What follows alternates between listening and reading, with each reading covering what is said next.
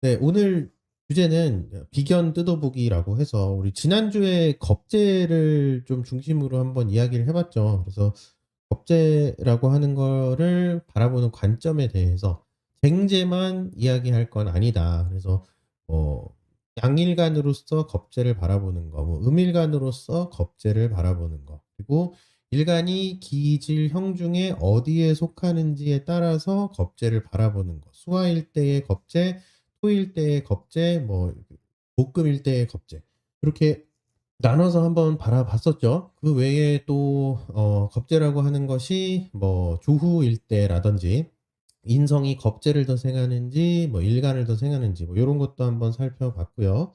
그리고 한 가지 더 했었는데 그게 양일간 음양과 기질형과 조후 그럼 또 뭐였나요?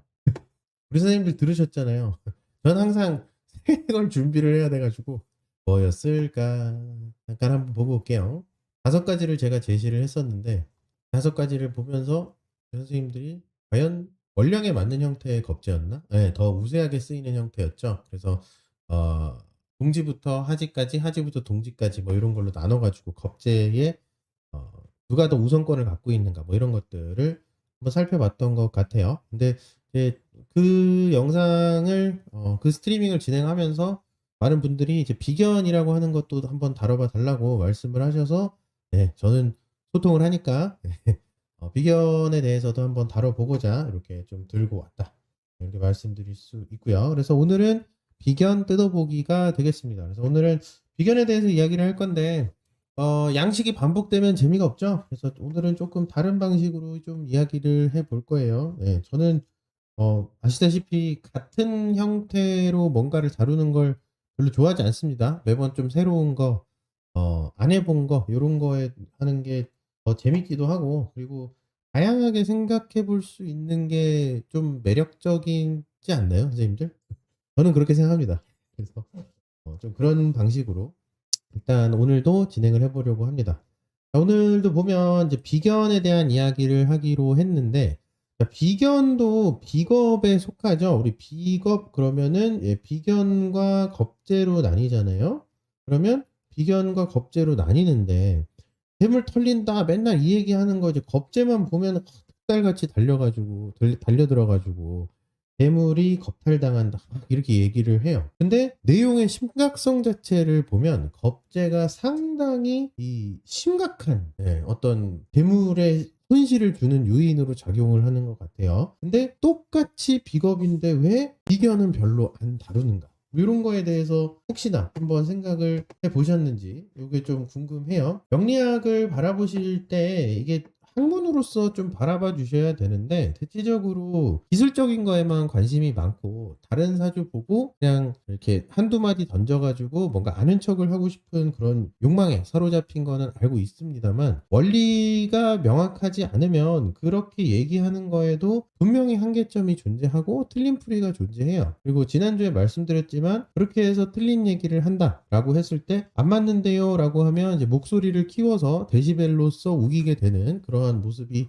나타나죠. 그리고 다른 어떤 여러 가지 이유를 들어서 그래? 그러면은 지지가 합의돼 있어서 묶여가지고 뭐 요겁제를 못 쓰는 거야 뭐 이런 얘기를 자꾸 하는데 그런 거 말고 그냥 근원적인 어떤 논리로 한번 접근을 해보자. 이게 항상 제가 추구하는 바이거든요. 그래서 아시다시피 저는 웬만하면 신쌀을 다룬다라고 했을 때도 신쌀 이야기만 하는데 신쌀도 자평명리학은 아니다. 자평명리학은 상생과 상극을 기반으로 오행, 육신, 병약, 격국이라고 하는 학과로서 하나의 사주를 간명을 하는 방법론을 의미한다라는 걸로 배웠기 때문에 신살, 뭐 합 이런 거를 각각 별도의 학과로서 나누어 가지고 항상 이야기를 하는 편입니다. 기존의 다른 영상들을 참고를 해 보시더라도 제가 육신 얘기하다가 오행 얘기하고 오행 얘기하다가 뭐 병약 얘기하고 뭐 격국 얘기하고 이렇게 얘기 안 해요. 그냥 격국은 격국대로, 병약은 병약대로, 육신은 육신대로, 오행은 오행대로 이렇게 항상 얘기를 합니다. 그래서 네, 그래서 비견이라고 하는 것도 사실은 재성을 극하는 육신이죠. 우리 비겁이라고 하는 육신을 보면 이게 재성 극하는 거는 누구나 다 알고 계실 거 아니에요. 그러니까 이 재성에 대한 이야기, 그리고 우리 재성에 대한 이야기는 또 빼놓을 수 없는 게, 재성 그러면 항상 돈이랑 엮으니까 뭐 내 돈이다, 너는 돈이 많다 적다 뭐 이런 얘기 하려고 하는 게 이제 재성을 갖고 이야기를 하는 건데, 이것만 보면 이 재성이 극을 당해서 재물이 털린다라고 이야기를 해놓고, 또 극은 또 나쁘게만 얘기를 하기로 우리 마음을 먹었잖아요. 그러니까 극에 대해서는 나쁜 얘기, 흔한 얘기, 이런 얘기만 하기로 다들 생각을 하고 계시잖아요. 그런 것들에 대해서 진짜 나쁜 건가라고 한번 의심을 좀 해보고, 논리적으로 이게 맞는가라고 생각을 좀 해봤으면 하는 게, 제가 앞으로 명리학을 공부를 하시는 분들의 어떤 자세가 되었으면 좋겠다라고 하는 거를 좀 강조드리고 싶은데, 자, 그러면 이 비겁 중에서도 특히나 재물을 겁탈하기로 유명한 우리 겁재, 좀 나쁜 얘기만 열심히 하는, 근데 우리 지난주에 분명히 겁재라고 하는 거에 대해서 제가 오해를 풀어드렸어요. 네, 이 내용이 궁금하시면 지난주 진행했던 겁재에 대한 이야기 다시 한번 봐주시면 되고요. 자, 겁재 말고 우리가 음양으로 놓고 봤을 때 겁재가 있으면 또 음양상으로 정편이라고 하는 걸로 육신상으로는 존재하죠. 비견이라는 게 존재합니다. 근데 얘는, 이 비견이라고 하는 거는 이 재성과의 관계에 대해서 그렇게까지 열심히 다뤄지지가 않아요. 참 신기하지 않아요? 직업 중에서 겁재만 나쁜 놈이에요. 겁재만 사람들이 관심 있고, 비견은 아웃 오브 안중입니다. 네. 뭐 반성에서도 똑같지 않나요? 정관 있고 편관 있으면 편관만 다들 박사학위 받을 정도예요. 거의 정관은 뭐 있는지도 모르겠어요. 사실 아웃 오브 안중, 아웃 오브 관심, 뭐 이렇게 되는 게 편관. 그리고 식상 중에서도 또 우리 상관이라고 하는 놈, 정말 관심 많은 우리 상관, 관성을 상하게 하다, 오해를 가장 많이 사고 있는 우리 육신 중에 하나죠. 반항적이고 말 안 듣고 뭔가 비꼬고 사람한테 뭐 계속 회방 놓고 이런 오해를 사고 있는 상관. 근데 상관격 중에서는 정인 관인상생되어 있는 정인으로 상관패에 있는 상관격은 교사도 하는데, 사람들을 가르치는데 상관격은 나쁜 거라고 생각을 하는데, 막상 우리 아이의 선생님이 상관패인 돼 있는 상관격이라는 걸 보면 뭐지? 이러면서 이제 또 당황해하고, 내가 알고 있는 상관과 좀 다른가? 이러면서 뭔가 그러한 어떤 이유를 깊이 있게 좀 고민을 좀 해주셨으면 좋겠다라는 게 제가 앞으로 추구하는 바이고요. 그러한 관점으로도 우리 구독자님도 좀 잘 봐주셨으면 좋겠는데, 자, 겁재가 아무리 흉하다 한들, 겁재는 흉신이니까 그렇다 쳐요. 근데 재성을 극하는 요인이 비겁이면, 이 비견이 재성을 극하는 것도 사실상 재물이 털려야 되는 거고, 논리상 비견이라고 하는 것도 그러면 재물을 털어야지 맞는 거잖아요. 근데 비견은 왜 재물에 대한 이야기가 전혀 없냐 이거죠. 왜 비견이 쟁제하는 건 아무도 그렇게 심각하게 생각하지 않을까? 오히려 어떻게 보면 더 나쁜 거거든요. 이 겁재라고 하는 게 개인 차원의 이야기라면, 비견이라고 하는 거는 알리바바와 40인의 도적이 와서 털어가는 거잖아요. 혼자서 털어가는 거, 40인의 도적이 털어가는 거, 그럼 심각성이 뭐가 더 심각해요? 비견이 더 심각할 건데, 분명히 그렇게 생각이 들죠. 40명이 와서 털어가는 거랑 혼자 털어가는 거랑 당연히 40명이 힘들잖아요. 근데 이런 얘기를 많이들 안 다뤄서 참 의아합니다. 팔이 안으로 굽는다고 비견은 내 편 같아요. 그렇죠. 근데 좀 이따가 볼게요. 비견이 정말 내 편일까라고 한번 생각을 해보자고요. 자, 흉신인 겁재 그리고 길신인 비견, 이렇게 되어 있을 때 기륭 차이가 있어서 재성을 극해도 비견은 괜찮고 겁재는 안 좋은 걸까? 뭐 이렇게 한번 생각을 해보면, 겁재 어디 서러워서 살겠습니까? 그리고 우리 막말로 한번 생각해 보자고요. 뭐 태기를 요새는 많이 하기는 하는데, 뭐 태기를 안 하고 태어나는 경우들도 많잖아요. 근데 내가 원에서 갖고 태어난 겁재입니까? 그런 것도 아닌데 꼭 그렇게 겁재에 대해서 나쁘게만 얘기를 하면, 아니 내가 이 시간에 태어나고 싶어서 태어난 것도 아닌데 왜 그렇게 나를 왜 그렇게 내 겁재에 대해서 막 이렇게 얘기를 하는 거, 한 번쯤 그런 억울함 있어 보신 적 없으세요? 저도 겁재가 있는 입장으로서 이렇게 약간, 겁재라고 하는 걸 처음에 봤을 때 그 재물 털린다 외에 또 뭐가 있냐면, 그 와이프 뺏긴다 뭐 이런 얘기 많이 들었거든요. 근데 뭐 결혼을 했어야 뭘 뺏기든지 말든지 하지. 그러니까 결혼도 안 했는데 와이프 뺏긴다 뭐 이런 얘기를 하니까, 아이씨 뭐 어쩌자는 거야. 와이프를 나는 그러면 앞으로 남들에게 뺏길 여자를 결국에는 만나서 결혼을 한다는 건가? 뭐 이런 생각도 들고, 그러면 내 인생은 너무 슬픈 거 아닌가? 뭐 이렇게 생각을 좀 해볼 수 있잖아요. 그래서 겁재라고 하는 게 참, 나는 왜 이런 걸 달고 태어났지? 막 이러면서 좀 억울하기도 했었는데, 공부를 하다 보니까 겁재가 있어서 오히려 나는 좀 경쟁력이 있을 수도 있구나라고 하는 거를 좀 알게 되기도 했고, 지금 당장 열심히 쓰이지 않을 수는 있지만 시간이 지나면서 또 쓰이게 될 수 있는 그런 것도 있구나라고 하면서 인식이 많이 바뀌게 되었거든요. 인식이 바뀌게 된 계기는 딱 하나입니다. 다양하게 생각해 볼 수 있어서. 제가 지난 시간에도 계속 말씀을 드렸지만 우리 사주팔자를 보면 천간이 10개고요. 지지가 12개예요. 그리고 각 지지마다 이제 천간이 들어가 있는 걸 우리가 지장간이라고 이야기를 하는데, 지지 알면 지장간은 저절로 알잖아요, 우리. 그러니까 사실상 천간 10개, 지지 12개를 갖고 우리가 사주 공부를 해야 되는데, 그럼 10개, 12개 가지고 한정적인 형태로 계속 공부를 할 거면 명리학을 안 하는 게 낫습니다. 왜냐하면 너무 1차원적으로만 생각을 할 거다라고 그냥 선언한 것과 마찬가지거든요. 그럼 지지의 계절 의미 집어넣지 말고 쥐, 소, 뭐 말, 뱀 이런 걸로 그냥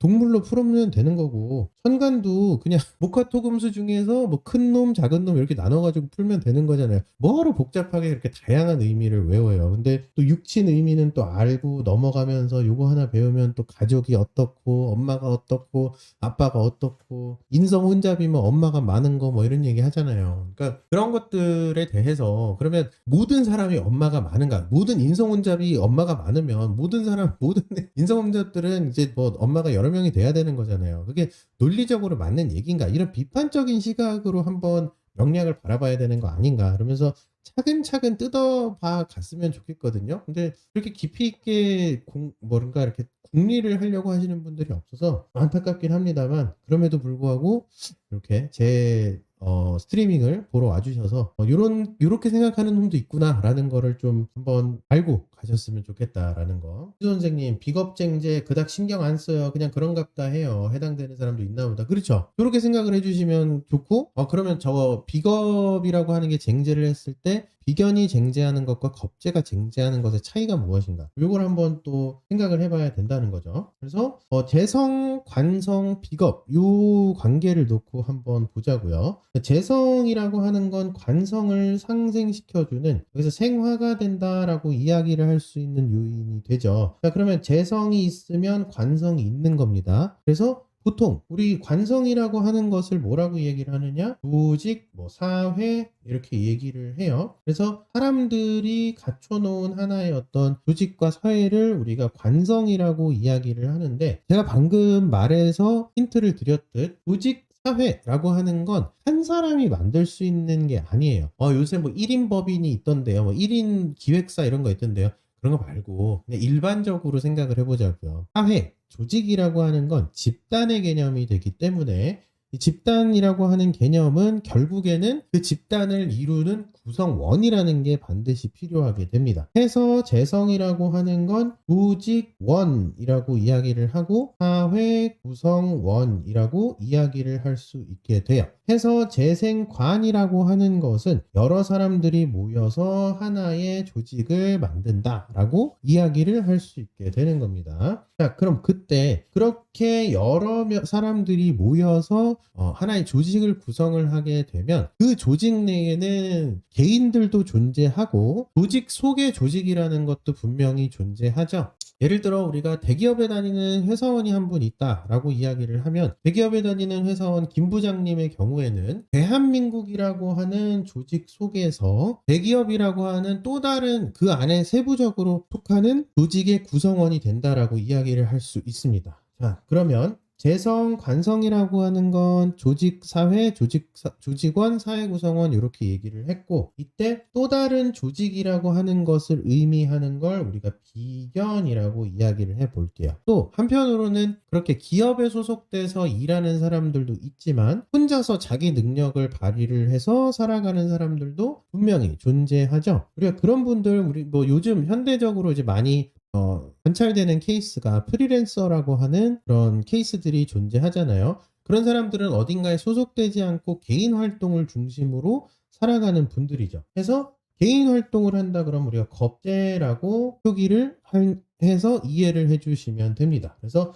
상대적으로 놓고 봤을 때 비겁이라고 하는 건 음양으로서 하나의 크게 봤을 때는 육신상으로 비겁이라는 분류가 되지만 음양을 나누어서 정편을 나누어서 판단을 해보면 비견과 겁재라고 하는 것으로 나뉘어서 바라볼 수 있다. 상대적으로 비견은 조금 더 집단적 의미를 갖고 있고 상대적으로 겁재는 조금 더 개인이나 소수 인원의 의미를 갖고 있다라는 것으로 해석을 해볼 수 있어요. 단 기준이 뭐일 때? 개성과 관성과 비겁을 비교할 때 이렇게 되는 거예요. 이게 만약에 인성과 비겁과 식상 이런 식으로 기준이 바뀌게 되면 비겁의 해석이 바뀌는 것으로 생각을 해주시면 됩니다.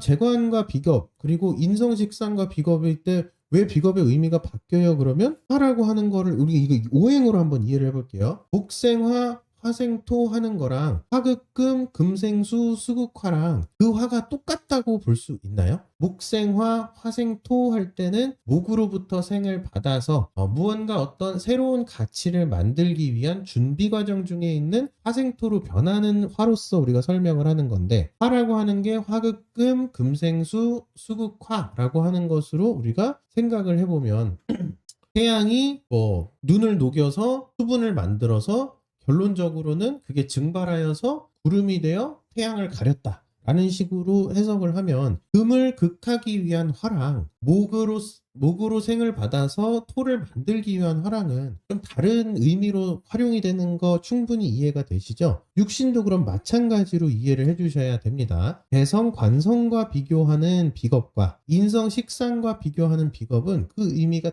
당연히 달라야 되는 거예요. 이걸 왜 그렇지라고 생각을 하면 명리학이라고 하는 걸 올바르게 바라보실 생각 없이 그리고 역학이라고 하는 바뀌는 것을 공부하는 것 속에 명리학이 포함이 되어 있으므로 명리학도 무언가 바뀌는 것에 대한 이야기를 바뀌는 것에 대한 이치를 공부를 하는 건데 바꾸고 싶지 않다라고 고정을 시키겠다라고 생각을 하는 거기 때문에 애초에 이 학문이 추구하고 연구하고자 하는 것을 공부하지 않겠다라고 마음먹은 것과 마찬가지예요. 항상 단계로서 어떻게 바뀌고 무엇을 바꾸고자 하고 무엇을 만들고자 하는지를 알아봐야 되는 게 명리학의 어떤 핵심 가치다, 핵심 이론이다, 그 관법이다라는 거를 생각을 해 주셔야 됩니다. 그래서 재관과 비겁, 인성식상과 비겁을 해석할 때는 당연히 그 비겁의 의미가 달라져야 된다라는 거 충분히 이해가 되실 겁니다. 이제 단순하게 바라보시면 안 돼요. 명리학 생각보다 복잡한 학문이 됩니다. 진월 무토일간도 비겁을 육신으로 보나요? 라고 하셨는데 이게 무슨 얘기죠? 비겁이라고 하는 건 천간에 비겁이 있을 때 비견 또는 겁재라고 이야기를 하고요. 월지에 있는 비견을 혹시 육신으로 보냐라고 얘기를 하면 네, 그것도 육신으로 보긴 봅니다. 네. 근데 이제 뭘 보기 위한 용도로서 그 비견을 바라볼 것인가? 생화극재나 육신이라고 하는 관계 해석을 위해서 바라볼 것인가? 일간이 주왕의 근을 한 용도로서 바라볼 것인가? 이렇게 다양하게 좀 생각을 해 보실 수 있어야 된다라는 거를 염두에 두셔야 된다라는 거 고정시켜서 그래서 다시 한번 말씀드리지만 뭔가를 고정시켜서 바라보려면 명리학은 공부를 안 하시는 게 훨씬 나아요. 항상 바뀌고 기준에 따라서 해석이 달라질 수 있다라는 거를 항상 기억을 해주셔야 됩니다. 자, 그러면 길이면 무조건 좋은 거고 흉이면 무조건 안 좋은 건가 라고 하는 거를 한번 떠올려 볼 수 있지 않을까요?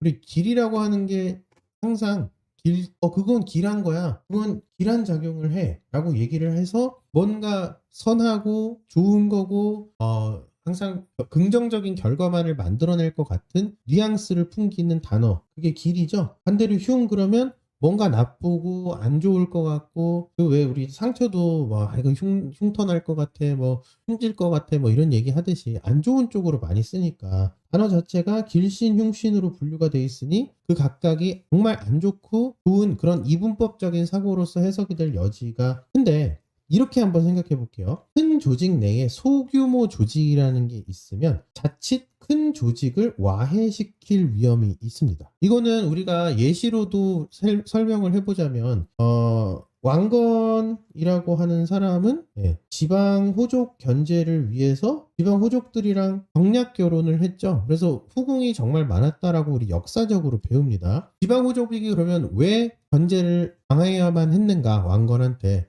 호족들이 자기 사조직을 키워서 그래요. 사설 군대를 키워서 그렇거든요. 그러니까 고려시대라고 하는 그러한 나라를 갖고 있음에도 불구하고 각각의 개인들이 하나의 사조직을 만들다 보니 국가 전반적으로 놓고 봤을 때는 가장 최강 권력자도 위협을 느꼈다라고 해석을 할 수 있는 요인이 됩니다. 그러면 내가 저 사람의 자제를 내가 부인으로 삼게 되면 나를 공격하지 않게 되지 않을 것인가? 그러한 발상으로부터 이제 후궁을 많이 뒀다라고 우리가 역사에서 배웠던 거 제가 어렴풋이 기억이 나요. 역사를 그렇게 잘하진 못했는데. 자, 그거 외에 또 우리가 그 근현대사적으로 봤을 때 그리고 영화에도 나왔죠. 서울의 봄 보셨나요, 선생님들? 거기에 보면 전두광이라고 하는 사람이 우리는 하나다 하나회라고 하는 걸 만들었죠. 육사라고 하는 어떤 학교 그 군사를 장성급의 어떤 군인들, 엘리트 군인을 양성하는 학교에서 하나의 어떤 사조직을 만들어서 그 사조직이 점점 커지는, 그래서 결국에는 국가의 위협이 되는 거를 영화에서도 충분히 보여줬어요. 그러면 커다란 집단이 있고 그 안에 사조직을 키운다라고 했을 때 그 사조직이 국가에 긍정적인 영향을 미치지 않을 수도 있다라고 하는 관점으로 바라본다면 재생관이라고 하는 또는 재생사할이라고 하는 큰 집단 속에서 비견이라고 하는 것이 자칫 이 기존에 있던 조직을 위협할 수 있는 요인으로서 작용을 할 수도 있게 되는 겁니다. 충분히 그럴 수 있겠죠. 그러므로 비견이라고 하는 것은 오히려 이런 경우로 바라봤을 때는 위험한 요소로 해석이 될 수 있습니다. 그러면 위험한 요소네요? 빌신인데 무조건 좋다라고 얘기할 수가 없네? 라는 해석을 한번 해볼 수 있죠. 한편으로 소수의 사람들이 커다란 변화와 발전을 일으켜낸다라고 하는 것. 우리 그 소셜 커머스라든지 그 다음에 인터넷 쇼핑이라고 하는 개념을 도입시켜서 우리가 일상에서 활용하기 시작한 게 20년이 조금 넘는 거 아세요? 제가 어릴 때만 해도 인터넷 쇼핑몰이라고 하는 거 초등학교 때 이제 등장하기 시작을 했는데 사람들이 거기서 물건을 잘 안 샀어요. 왜냐하면 그렇게 해서 사기당하면 어떻게, 물건을 내가 보고 사야지 라고 하는 이야기를 저희 부모님들이 하는 걸 제가 기억을 하거든요. 근데 우리 선생님들도 분명히 아실 거예요. 그렇게 인터넷 쇼핑몰이라고 하는 문화가 서서히 발달을 하면서 집에서 그냥 단순한 몇 번 터치만으로 다음날 아침에 우리 문 앞에 내가 원하는 물건이 와 있는 그런 시대까지 지금 도달을 했잖아요. 남들이 안 하는 방식을 선택을 해서 그걸 발전시켜 가지고 사회의 어떤 문화나 삶의 어떤 행태, 라이프 스타일 자체를 바꿨다라고 하는 것을 살펴보면 다수가 하는 것에 대해서 조금은 다른 관점으로 접근을 해서 소수가 하던 것이 결국에는 다수가 하던 것을 밀어내고 주류 문화로 자리 잡음을 얼마든지 할 수 있게 되는 그런 사회가 도달을 할 수 있습니다. 우리가 실제 살아가면서 경험을 해봤을 거예요. 구독자님 여기 지금 시청자 수 봤을 때 한 25분 정도 계시거든요. 공감을 다 하고 계실 겁니다. 맞아. 나는 항상 마트 가서, 사실 마트가 뭐예요? 저희 동네 슈퍼 있었죠? 동네 슈퍼. 마트도 그렇게 막 활성화가 된 게 2000년대 한 중후반 넘어서면서 그랬던 거고, 마트보다는 이제 동네 슈퍼, 그리고 저 같은 경우에는 저희 동네에 재래시장이 있었거든요. 재래시장에서 막 그 시장 가서 뭐 생선 뭐 이런 거 사고 뭐 채소 이런 거 사고 그랬던 거 기억이 있어요. 그랬던 것처럼 지금 온라인 아니면 생활이 안 됩니다라고 말씀하시죠. 그쵸? 그러면 사람들이 인터넷 쇼핑몰이라고 하는 걸 안 하다가 서서히 그쪽 문화로 자리매김해 가는 거를 경험을 하는 데 있어서는 그 문화를 지속적으로 주장하고 끌고 갔던 사람들이 있기 때문에 그런 거거든요. 그래서 소수의 사람들이 결국에는 다수화시킬 수 있다라는 거를 그런 데서 판단을 할 수 있게 되는 겁니다. 그러면 소수의 사람들이 커다란 변화와 발전을 일으켜냈다라고 하는 것, 그러면 이건 겁재와 상관이라고 하는 흉신으로 인해서 긍정적인 작용이 나타난 거다라고 이야기를 할 수 있게 되는 겁니다. 그래서 겁재와 상관 잘 보시면 얘도 흉신이고 얘도 흉신인데 안 좋은 놈들인 줄 알았는데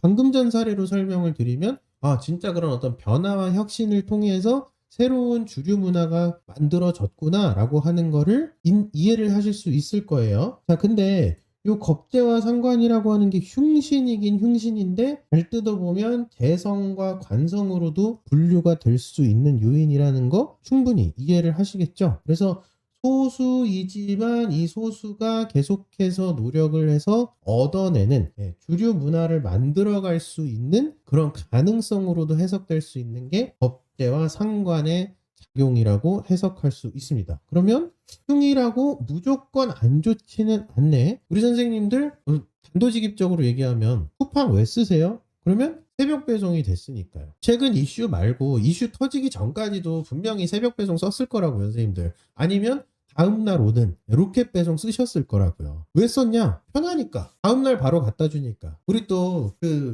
한국인들은 DNA 안에 이렇게 빨리빨리가 들어가 있잖아요. 내일 갖다 줘. 당장, right now. 이거 해야 되잖아요. 그거 맞춰줬잖아요. 그러니까 그걸 계속 썼던 거잖아요. 그래서 겁재상관이라고 하는 걸 너무 나쁘게만 보실 필요는 없다.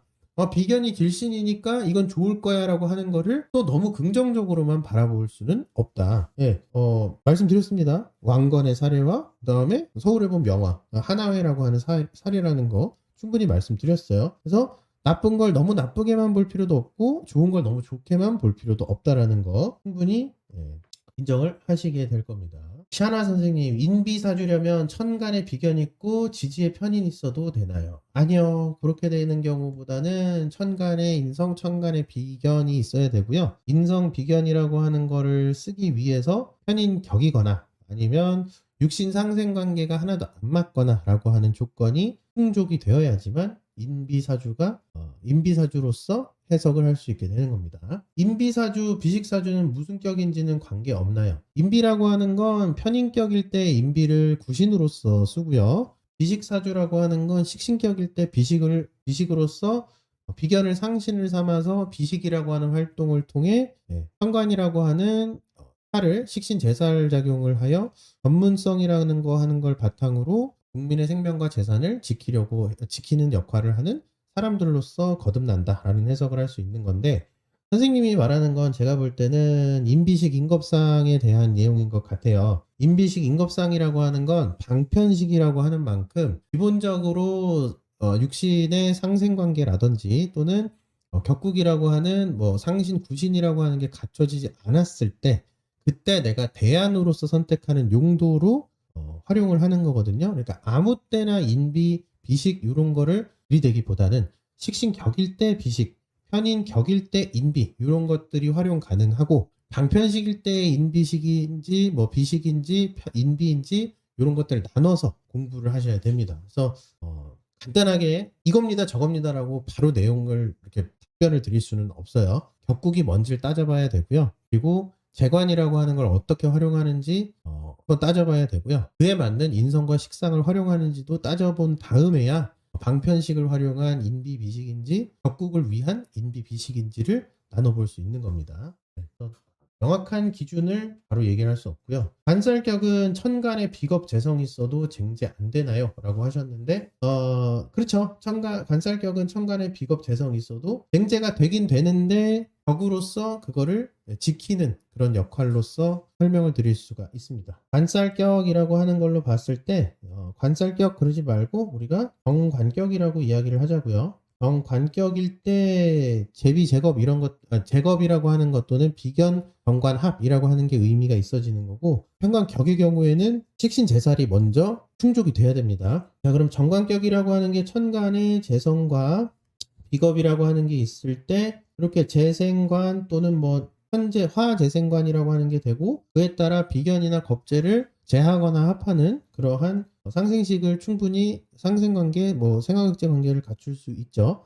그렇게 되면 쟁제에 대한 관성이라고 하는 걸 통해서 비견을 견제를 해주는 거다라고 생각을 해주시면 됩니다. 그래서 천간에 재성 비겁이 있어도 충분히 증제가 일어나도 그걸 방어를 할 수 있는 거다라고 생각을 해주시면 돼요.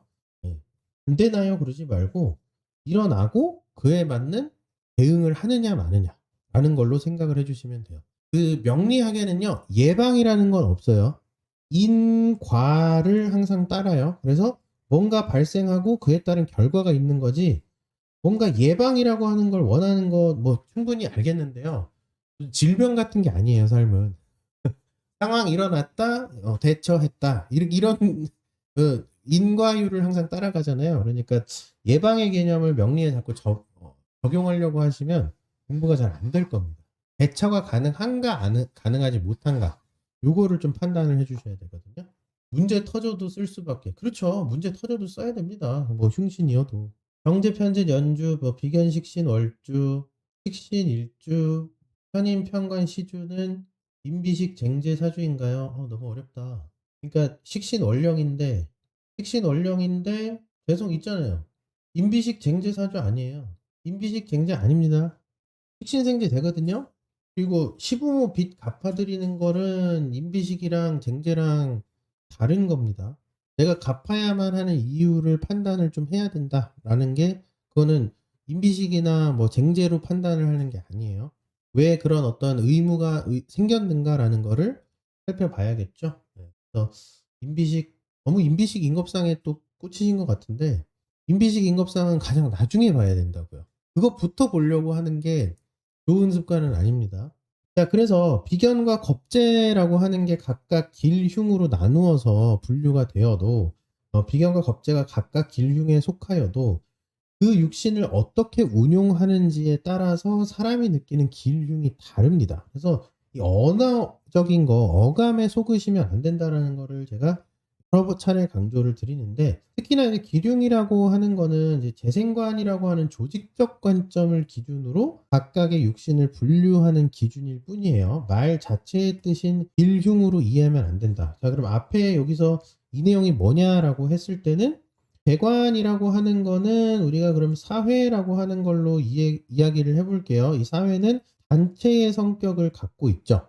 이 단체에게 이롭냐 이롭지 않느냐를 기준으로 길흉으로 나눈 거예요. 길하다라고 하면 이 단체에 이로운 성분으로서 작용을 하는 거기 때문에 길하다라고 얘기를 하는 거고요.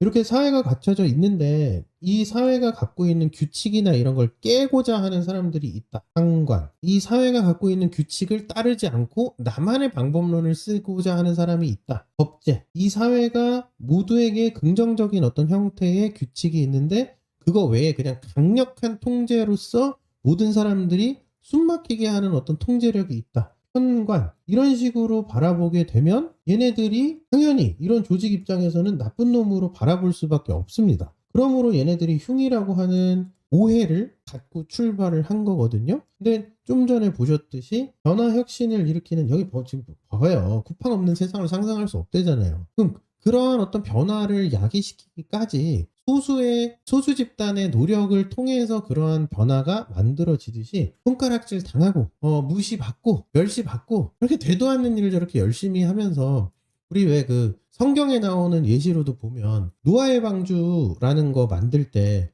노아가 얼마나 그 손가락질 당했습니까? 근데 결론적으로는 노아가 맞았죠. 소수가 지향하는 바가 결국에는 다수가 활용하는 것으로 변모가 될 수도 있는 겁니다. 그러니까 뭔가 바뀌잖아요, 그런 식으로. 그래서 우리가 역학이나 명리학을 공부하는 거는 바뀌는 것을 연구한다라는 것에 의의를 두셔야 된다는 거 제가 강조 드리는 거고요. 자, 그러면 이렇게 말 뜻인 길흉으로서 그 자체로서 이해를 하면 안 된다.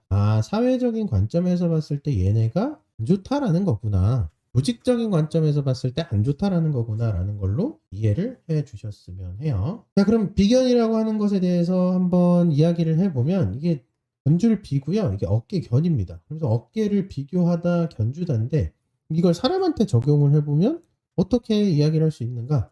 비슷한 실력, 비슷한 수준의 사람들, 경쟁 환경에 있는 사람들, 다수를 이루는 사람들이라고 이야기를 할 수 있어요. 어깨를 비교한대요. 그러면 이 어깨가 높아, 내 어깨가 높아, 이렇게 한번 판단을 해보는 거잖아요. 좀 극단적인 비유지만 160짜리랑 190짜리랑 어깨 비교한다는 얘기 안 할 거 아니에요. 비슷하니까 어깨가 네가 높니 내가 높니 그런 거 할 거 아니에요. 그러니까 비슷한 실력, 비슷한 수준의 사람들이 모여 있는 거다라고 생각을 해주시면 됩니다. 여기에 어깨가 비슷하고 높이가 비슷하니까 네가 높네 내가 높네 이야기를 하겠죠. 해서 비견이라는 게 있다라고 하면 경쟁 환경에 있는 사람들이라고 해석을 할 수도 있는 겁니다. 여기에 또 비견이라고 하는 건 집단적인 성격을 갖고 있기 때문에 다수를 이룬다라는 식으로 해석을 할 수 있는 육신도 됩니다. 이런 비견의 의미를 한번 살펴봤고요. 비견이 있으면 늘 어떤 경쟁 심리, 천간에 비견이 있다 그러면 경쟁 심리라는 게 항상 발동을 하는 거고, 네가 나보다 낫니? 내가 너보다 낫니? 뭐 이런 거를 계속 생각을 하고 있는 거죠. 네. 근데 뭐 월지에 비견이 있다 그러면 경쟁을 하고 있는 환경에 태어난 거죠. 그리고 월지를 제외한 지지에 비견이 있다 그러면 일간의 근, 이렇게 생각을 하는 겁니다. 자, 그래서 좀 전에 말씀드렸던 비견이라고 하는 거는 만약에 편인이랑 만났다라고 하면 인성이랑 비견이랑 만났으니까 인성의 생을 비견이 받았으면 비견은 인성을 보호해 줘야 되는 의무가 생겨요. 도움 받았으니까 그에 맞게 응당 대가를 또 지불해야 되잖아요. 근데 대가를 어떻게 지불을 해요? 비견이 편제를 극함으로써 대가를 지불을 합니다. 왜? 편제가 편인을 극하려고 왔을 때 비견이 이렇게 멈춰서면서 보면 안 된다라고 얘기를 하는 거예요. 그래서 이쪽이 편인인 거고 이쪽이 비견인 거고 이쪽이 편제가 되는 겁니다. 내가 네 거 가지러 왔는데 너 뭐 좋은 거 발견했다며, 너 좋은 아이디어 있더라, 네 아이디어 내가 훔쳐가려고 왔어 라고 했을 때 비견이 돈 내고 받아가라 라고 얘기를 하는 것이 인비, 제극인, 쟁제의 해석이 되는 겁니다. 그래서 특기와 관련된 지적재산권이나 허가권 이런 것들을 지키는 것을 인비, 편제의 견제라는 것으로 해석을 해볼 수 있게 돼요.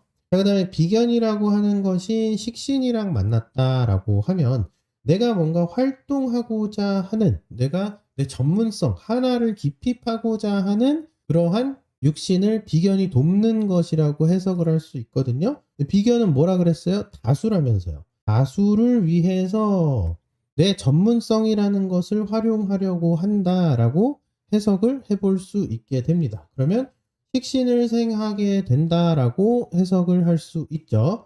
식신이 비견한테 도움을 받았으면 식신도 비견한테 도움을 줘야 돼요. 어떤 방식으로 준다고요? 편관을 제화함으로써 비견에게 도움을 줍니다.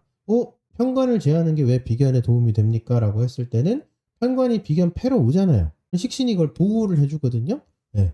그래서 편관을 제화해서 비견을 지키게 된다. 자, 그러면 요 비식 편관에 대한 식신제살은 어떻게 해석을 할 수 있느냐?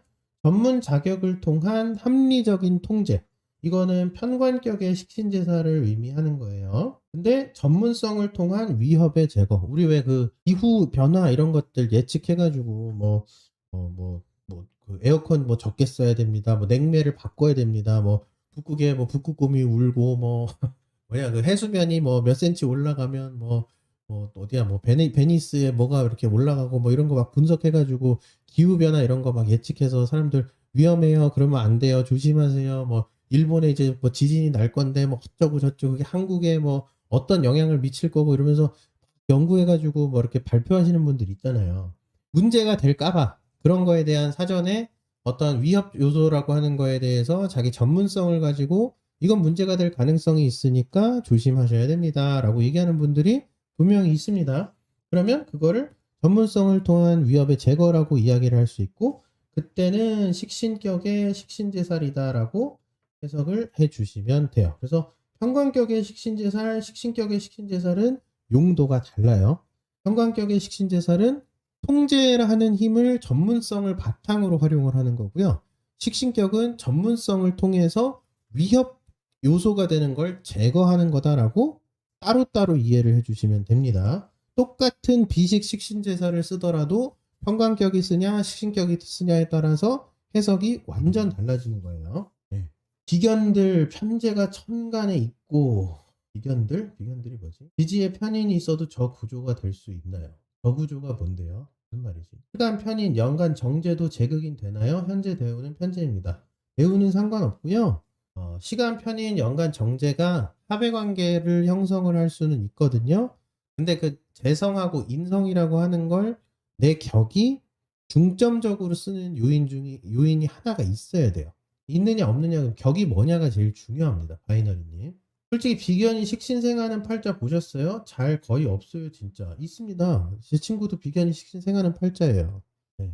왜 없어요? 그리고 여기 오시는 분들 종종 여기 오시는 분들 중에 구독자분들 중에 비견인 식신생하는 팔자 있어요. 예. 팔자 많이 봤는데요, 저는 비견인 식신생하는 거. 겁재가 다수고 비견이 가까운 사람인 줄 알았네요. 그러니까 여기 잘못됐다니. 하나로만 생각하시면 안 돼요. 정임합을 이루고 있다고요? 그럼 식신생재 정임합 이루고 있다는 소리죠? 예. 화식신생재가 되는 거고 개인 교잡을 이루고 있다는 소리거든요. 그러면 기토일간이라는 이야기예요. 그러면 6월에 기토일간이라든지 뭐 이런 거겠죠. 뭐 사유축 삼합이 되는 축월에 기토일간이라든지 그래서 식신격이 되는 것이고 화식신생재 제인교잡이 되기 때문에 개인 능력이라는 걸 활용을 해서 자기 전문성이라는 걸 갖추고 그 전문성을 통해 매번 다른 여기저기 소속된 곳을 바꿔가면서 내 특기라는 걸 점차 인정받아 가는 것. 그리고 다른 부서와 연대해서 활동을 하는 것이 화식신생재 개인교잡이 됩니다. 사주를 안 가시면 제가 이렇게 역으로 추적을 해드릴게요. 근데 대략적으로 몇 개 힌트는 주셔야 됩니다. 네. 와, 맞아요. 당연하죠. 당연히 맞을 수밖에 없죠. 제가 그걸 가르치고 있는데. 벽에 제대로 된 성립은 우리가 어릴 때 읽던 이순신 장군 같은 위인전에서나 보죠. 식신생재 있어도 근 없음 생 잘 안 된다고 알아서요. 그러니까 식신생재를 잘하려면 근이 있어야 되고요. 비식 식신제사를 하면 비견이라는 게 있어야 돼요. 식신격은 일간이 식신격으로서 역할을 잘 하려면 근이 있어야 된다라고 하는 일간적 관점으로도 충족이 되어야지만 식신격이 식신격다워진다라고 해석을 할 수 있게 되는데 비식이 있고 식신생재가 있고 근이 없다 해도 그와 비슷한 행동을 하려고는 합니다만 전문성을 갖췄는데 내가 위협에 맞서는 그런 어떤 마음가짐이나 적극성이라고 하는 게 떨어질 수는 있잖아요. 그러니까 성격을 어떻게든 찾으려고 하면 성격된 사람은 거의 없어요. 그건 맞아요. 근데 그걸 가지고 비견이 식신을 잘 생합니까? 못 생합니까? 라고 뭐 거의 못 생하지 않아요? 라고 얘기를 하면 그건 틀린 얘기라고요. 육신의 생화극제와 일간이 갖고 있는 근이라고 하는 요소로서 식신격이 격답게 행동하는지를 분석하는 건 기준이 조금 달라요. 방금 설명드렸던 내용들을 다시 한번 잘 생각을 해보시면 내용이 다르구나라고 하는 걸 아실 겁니다. 일간의 처세에 대해서 얘기하기 위한 근과 거기에 맞게 처세하기 위한 근과 그리고 육신이 비식, 식신제살, 식신생재, 제극인을 하기 위한 용도로서 생화극제를 설명하는 건 각각 관점과 기준이 다르다라는 거를 분리해서 이해를 해주셔야 되고 분리해서 이해를 하신 다음에 각 사주가 갖고 있는 특징으로서 근이 있어 식신격이야 식신생재 돼 그러면은 식신생재를 적극적으로 하려고 하는구나 이렇게 얘기를 할 수 있지만 근이 없는데 식신생재 돼 그러면은 어떻게 아등바등 내가 내 실력을 내 능력을 사회에 기여해서 활동을 하려고 하는구나 라는 식으로 해석을 해주실 수 있어야 되지 절대적인 고정값을 놓고 이건 무조건 합격이야 그래서 너는 식신격답게 행동 못해 라고 얘기를 하는 거는 모든 사주를 그 사주에 맞게 풀어주기 싫다는 얘기예요. 그렇게 얘기해 주시면 안 됩니다. 아시겠죠? 국가기관, 공공기관 번갈아 이래요. 네, 뭐 대성이 화식신생재가 돼 있으니까 그럴 수밖에 없습니다. 재택근무와 외부근무 동시에 해요. 예. 근과 비견이 있는데 식신이 없어도 식신이 생되나요? 라고 하셨는데 그러니까 이게 격이 중요하다고 위에 지금 제가 지금 1시간 3분째 격이 중요하다고 얘기를 하고 있거든요. 근데 새로 들어오셨나 보죠? 네. 다시 말씀드리겠습니다. 격이 뭐냐가 중요합니다. 네. 그래서 근과 비견이 있는데 식신이 없다. 근데 격이 막 정관격이다. 그럼 식신 얘기를 안 해도 돼요. 꼭 식신만 가지고. 네. 현재 격인데 그럼 근과 비견이 있다라고 하면 식신생재를 어떻게든 하려고 하거든요. 네. 근데 식신이 없다면서요. 지장간에도 없어요? 그걸 한번 따져봐야 됩니다.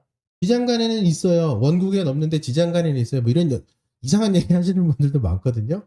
근데 원국에 있으면 지장간에도 있는 겁니다.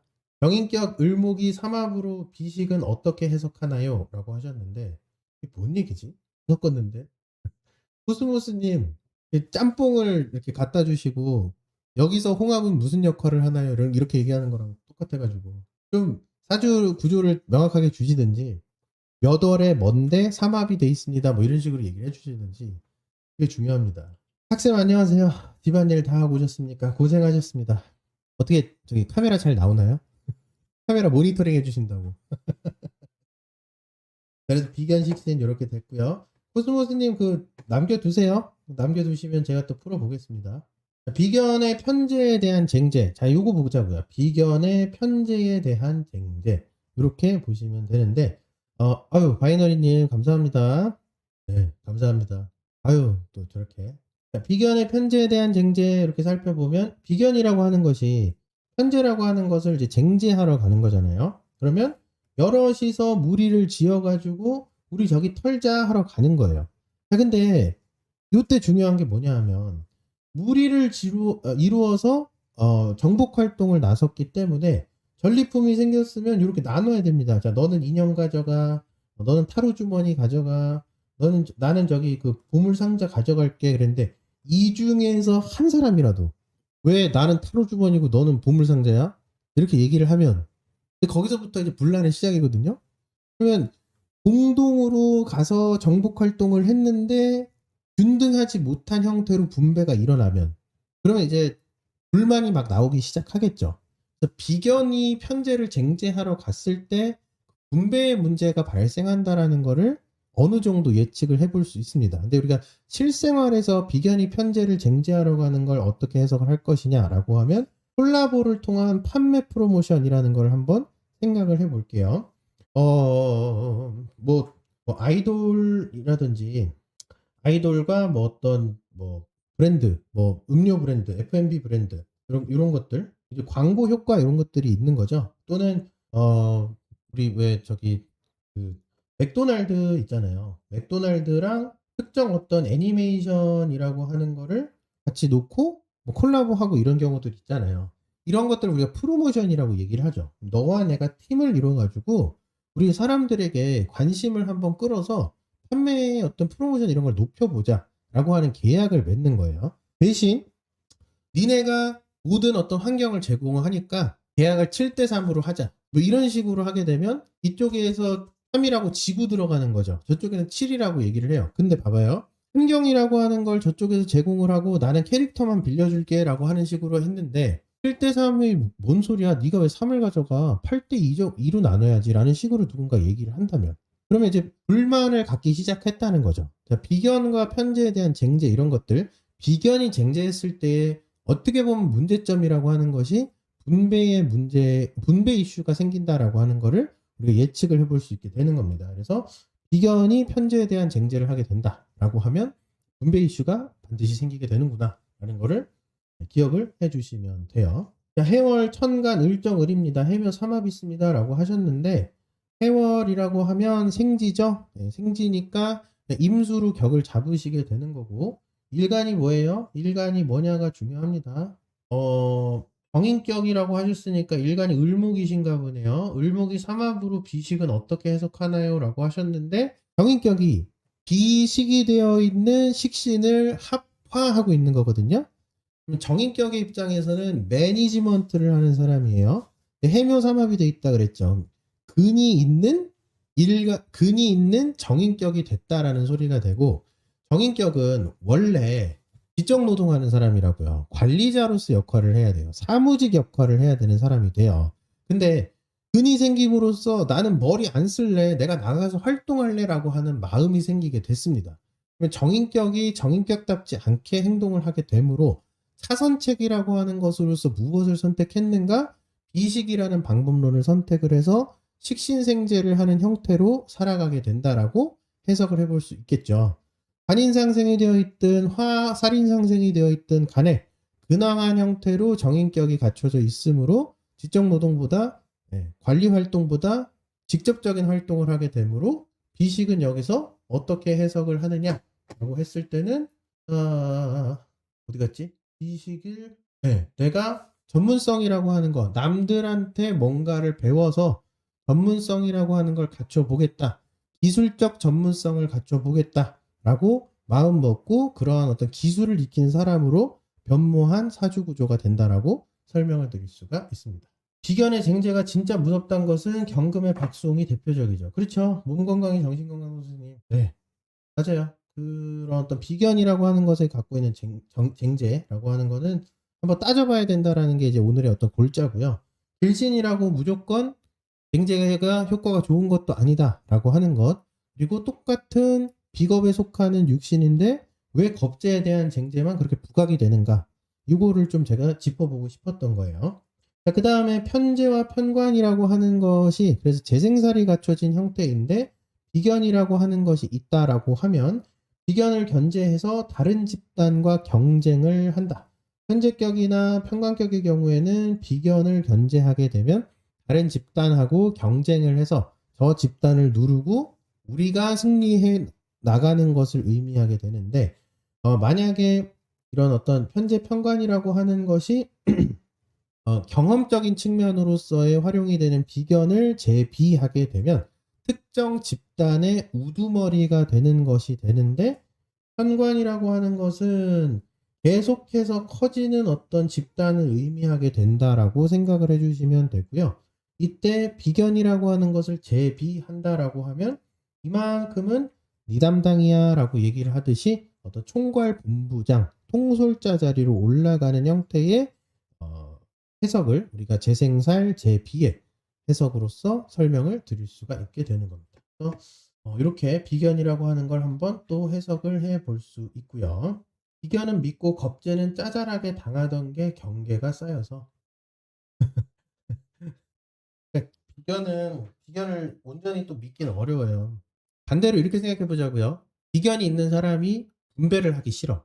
그러면 주변에 사람이 안 남겠죠. 이런 것도 충분히 생깁니다. 내가 비견이라고 하는 걸 좋게 본 것도 있지만 일간이 처세가 안 맞기 시작해도 문제가 생깁니다. 겁재는 또 아무나 막 믿다가 일찍 당하셔들. 겁재가 누가 아무나 막 믿어요. 아무나 잘 안 믿어요, 선생님. 제가 겁재를 대표적으로 쓰는데요. 아무나 잘 안 믿습니다. 학수쌤, 저, 저 경계심 장난 아니죠? 안 그래 보일 뿐 경계심 장난 아닙니다. 자, 그러면 우리가 비견과 겁재라고 하는 걸 한번 비교를 해볼게요.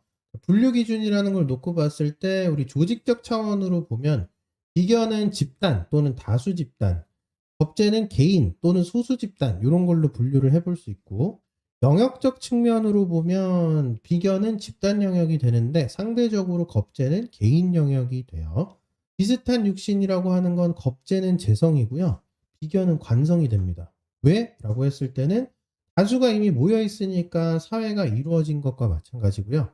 겁재라고 하는 건 아직 어떠한 특정 울타리, 조직, 사회 이런 것들이 만들어지지 않았을 확률도 있다. 그러므로 겁재는 상대적으로 재성과 좀 가깝다라고 생각을 해주시면 됩니다.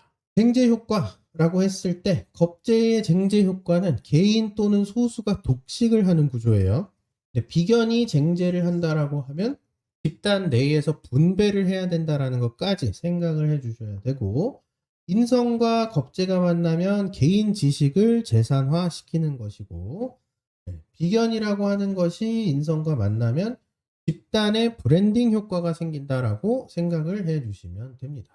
그 다음에 관성과 만나게 되면 겁재는 개인이 조직의 수장이 되는 것이고요.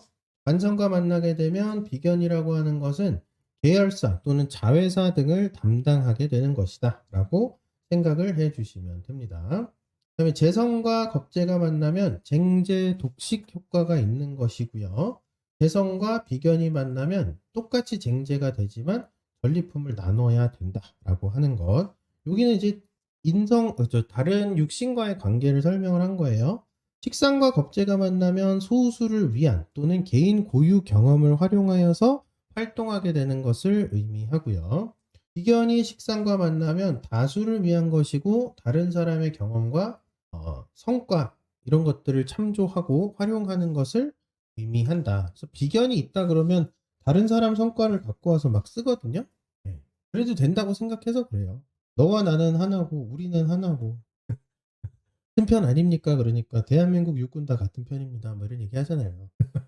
그 영화에 보면 그런 대사가 나오죠. 특성이라고 하는 걸로 보면 겁재는 좀 방어적이고요. 비견은 상대적으로 개방적이에요. 상대적으로 개방적이라 그랬어요. 비견 겁재를 지금 비교하고 있는 거죠. 이것만 똑대 가가지고 비견은 개방적입니다. 뭐 이런 얘기 하는 분들 계시는데 그만 수냉 걸려 있으면 개방적이지 않습니다. 그런 것들을 좀 고려를 항상 해주셔야 돼요. 무엇과 무엇을 비교하는지 그 기준점이 매우 중요해요. 명리학 공부하실 때는. 그래서 항상 그거를 생각을 해 주시면 되고. 딱 한 글자로, 그러니까 그러면 제가 인겁이 돼 있으니까 더 방어적이라고 말씀드릴게요. 사회 겁지가 월이라서 그렇다기보다는 인겁이 돼 있어서 저는 훨씬 더 겁재를 많이 쓰는 편이라 방어적이에요라고 말씀드릴게요. 네, 그다음에 이제 오늘 내용들 중에서 이제 조금 더 강조하고 싶은 부분은 전리품을 나눌 때 불만 이런 건 없을까라고 하는 거. 요거는 얼마든지 생각해 볼 수 있죠. 비견이 있다. 근데 쟁제를 했어요. 그럼 전리품 나눌 때 당연히 야 너랑 나랑 동등한 입장인데 왜 넌 많이 가져가? 넌 왜 그거 가져가? 뭐 이렇게 얘기할 수 있겠죠. 그런 것들 생각을 좀 해주셔야 되고요. 식상이나 뭐 인성과 함께 비견을 활용하면 타인의 능력을 차용한다는 것에 대해서 권리 인정을 어떻게 할 것인가. 비견이 인성회생을 받거나 비견을 통해서 식상이라는 걸 생했을 때 누군가에게 뭔가를 배워서 활동을 하는 거죠. 나만의 고유한 스킬이나 고유한 능력을 활용하는 건 상대적으로 겁제였잖아요. 비견을 쓴다 그러면 제가 내 거 썼어. 그에 맞게 응당 대가를 지불하는 것에 대해서는 어떻게 이거를 해석을 해 줄 것인가. 이런 것들로부터 이제 술법 연구라든지 또는 비견이라고 하는 육신을 이해하는 방법을 그리고 풀이하는 방법이라는 게 나오는 거거든요. 그다음에 통일성을 요구하는 태도. 비견이라고 하는 건 너와 내가 비슷한 수준이다라고 하는 거를 이야기를 하는 거니까 비견을 갖고 있다 그러면 야, 우리 다 동일하게 행동해야지라고 생각을 한다고요. 그러므로 통일성을 요구를 할 확률이 굉장히 높습니다. 근데 요즘 같은 시대에는 개인 개별 특성이라는 거를 훨씬 더 존중을 해줘야 되잖아요. 비견이라고 하는 것이 갖고 있는 태도가 현 시대적 특성과 얼만큼 매칭이 되는가, 또는 그 비견이라고 하는 것을 어느 분야에 활용해야 좀 적절한 분야로서 해석을 할 수 있는가, 이런 것들을 좀 생각해 봐야 되고요. 함부로 남의 것을 가져가는 태도에 대한 사회적 평가는 어떻게 볼 것인가. 아까도 말씀드렸다시피 너와 내가 동등해. 그러면 내가 네 거 가져가도 돼. 라고 하는 마인드가 깔려 있어요. 비견이라고 하는 것은. 그러면 그 비견의 그 태도에 대해서는 사회적으로 이제 어떻게 평가가 내려질 것인가. 이런 것들을 또 고민해 볼 필요가 있죠. 그 밖에 이런 식으로 다양하게 좀 생각을 해볼 수 있게 되는데, 비견이라고 하는 게 있으면 좀 의스되는 거 아니에요? 뭐 이렇게 얘기를 하는 분들도 종종 계셔요. 근데 그 육신이라고 하는 거 잘 생각해 보면 육신은 원래 육친으로부터 나왔죠. 직업은 형제예요. 뭐 인성은 엄마예요. 뭐 재성은 뭐 남자한테는 와이프고요. 보통 뭐 아버지를 말해요. 뭐 이런 얘기하는 경우들이 있잖아요. 그런 육신이나 육친 이런 것들로부터 파생된 것이 육친으로부터 파생된 것이 육신이 되므로 인간 관계, 가족 관계에서 사회 관계로 발전을 했고 우리가 그걸 육신으로 칭하기로 했으니까 대인 관계를 설명하는 개념이 되기 때문에 관계적 특징을 먼저 고려를 하면 성향적인 건 나중에 결국엔 나오게 되어 있어요. 그래서 개인 성격이나 개인 특징을 설명하는 개념이 육신이 아니라 관계를 어떻게 만들어 나가는 것인가, 어떤 관계로서 이 사람은 사회를 살아가는가, 이걸 감명하기 위한 용도로 육신을 보는 건데, 대부분 이제 개인 성격이나 뭐 특징 이런 것들을 활용을 해서 저도 처음 이제 명리 시작할 때 식신 뭐 그러면 먹는 거 좋아한다. 음식이랑 뭐 연관이 있다. 뭐 말로 먹고 사는 직업을 갖는다. 뭐 이런 얘기 했거든요. 근데 안 맞는 경우가 되게 많아요. 식신을 갖고 있는데도. 그래서 이게 왜 안 맞지? 뭐 이런 것들 되게 고민 많이 했어요. 근데 나중에 알게 된 게, 아, 육신이라고 하는 건 개별 특성을 설명하는 요인이 아니구나라는 걸 알고 나서는 최대한 관계적인 측면 또는 사회적으로 어떤 방식으로 처세를 하는지 이런 것들을 판단하는 용도로 활용을 해야 된다라는 거 선생님들께도 한번 강조를 하고 싶습니다. 네. 뭔가 대단한 통변을 하려고 하지 마시고 작은 것부터 차차 쌓아가려고 하셔야 되거든요. 우리 그 덧셈 그러면 1 더하기 1, 덧셈, 뭐 더하는 개념이 두 개의 숫자의 크기를 더하는 개념이다. 이렇게 배우고 예시 문제 1 더하기 1, 2, 2 더하기 2, 4 이렇게 하잖아요. 그런 것들이 쌓이고 쌓이고 쌓여서 나중에 2 곱하기 2, 그럼 덧셈을 두 번 하는 거다 이렇게 얘기하는 거잖아요. 2 곱하기 3, 2 더하기 2 더하기 2를 좀 더 편하게 만든 것이다. 그래서 원래 덧셈 이렇게 생긴 건데 곱하기는 요거 살짝 틀어가지고 이렇게 하는 거라고 막 배우고 그랬잖아요. 첫 술부터 배부르려 그러면 안 된다니까요. 그러니까 처음 배운 것부터 차근차근 가시면 되는데 이게 사람이 나이가 들면 그런 기초적인 거는 우습고 껌 같으니까 그냥 넘어가는 경우가 되게 많은데 저는 저한테 수업 듣는 분들께도 말씀드리지만 정말 사소한 것부터 썼어요. 써 보시면서 기본적인 것부터 하고 그다음에 차차 발전시키면 되거든요. 그래서 방금 전에 말씀드렸던 것처럼 편인격이 비견을 갖고 있다. 다수를 위해서 내 특수 권한을 활용한다. 편인격이 겁재를 갖고 있다. 다수를 위해서 내 특수 권한을 활용하는 것이 아닌 소수를 위해서 내 특수 권한을 활용한다라는 것부터 출발하시면 돼요. 그런 게 뭐가 있는지 직업적으로 매칭을 하고 사회 현상으로 매칭을 하고 그러면서 차츰차츰 이런 어떤 사고방식을 키워나가야 되거든요. 그래서 과정이라는 거를 항상 인정을 해 주셔야 됩니다. 헛술에 배부르시려고 하면 안 돼요. 동종업계를 예를 들면 겁재가 타업계에서 고객을 뺏어오기 능력이 있는 건가요? 아니면 비겁인가요? 라고 하셨는데 동종업계에서 예를 들면 비견이 타업계에서 뺏어오는 거고요. 겁재는 본인 능력, 고유한 능력이 생긴 거예요. 타의 추종을 불허하는 같은 업계 내에서도 독보적인 기술력 있잖아요. 그래서 왜 그 엔비디아가 그래픽 카드 계열에서 그래도 좀 많이 이렇게 호강받는 이유가 뭐냐 하면 고유한 기술력을 갖고 있기 때문에 그렇거든요. 겁재는 고유 기술력, 독보적인 기술력 이런 걸로 생각을 해주시면 되고 비견은 너와 내가 비슷한데 이렇게 뺏어와가지고 내가 내 고객으로 만들었다가 또 저쪽이 좀 더 경쟁적으로 올라가서 내 고객이 뺏겼다가 이렇게 왔다 갔다 하는 거예요. 그렇게 생각해 주시면 됩니다.